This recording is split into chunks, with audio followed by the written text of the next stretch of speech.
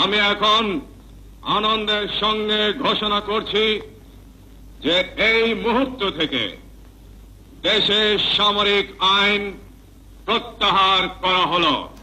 কৃষি ক্ষেত্রের উন্নয়নে গ্রামের জনগণের কাছে জিয়া বারবার গিয়ে সহজভাবে ডাক দিয়েছেন। 1 নম্বর, খাদ্য উৎপাদন দ্বিগুণ করতে হবে, কেবলমাত্র দ্বিগুণ করতে হবে। 3 গুণ করা যায়, কিন্তু কেবলমাত্র দ্বিগুণ করতে হবে এখন। 2 নম্বর, সমস্ত রাস্তার 2 ধারে ফলের গাছ লাগাতে হবে এবং রাস্তার 2 পাশে ঢালুতে শাক সবজি চাষাবাদ করতে হবে। সমস্ত পুকুরে মাছের চাষ করতে হবে। প্রত্যেক ঘরে ঘরে হাঁস মুরগির খামার করতে হবে। এই গ্রামের প্রত্যেকটি লোক, মেয়ে লোক কাজে ব্যস্ত থাকবে। মেয়েরা ঘরে কুটির শিল্প করবে এবং তাদের পরিবারের আয় বৃদ্ধি করবে। উৎপাদনের রাজনীতির প্রবর্তক জিয়া বলতেন, কৃষি আমাদের প্রধান সম্পদ। কৃষি ক্ষেত্রে আমাদের ব্যাপকভাবে নামতে হবে, অসম্ভবকে করতে হবে সম্ভব।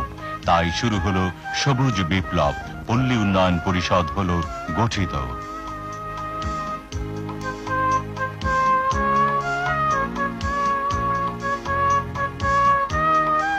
মাছের চাষে জিয়ার ছিল অফুরন্ত উৎসাহ। গবাদি পশুর উন্নয়ন প্রকল্পেও ছিল তার আগ্রহ। পল্লী বিদ্যুতায়নের মাধ্যমে গ্রামীণ অর্থনীতিতে বৈপ্লবিক পরিবর্তন আনলেন জিয়া। জনগণের কাছে প্রশাসনকে জবাবদিহিমূলক করার জন্য ঘোষণা করলেন প্রশাসনিক রূপরেখা।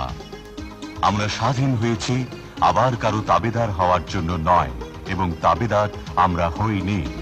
সমস্যার সমাধান আসতে হবে জনগণের কাছ থেকে। বাংলাদেশে জাতীয়তাবাদী হবে রাজনীতির মূল ভিত্তি। জনগণের ভাগ্য পরিবর্তনই হবে রাজনীতির মূল লক্ষ্য।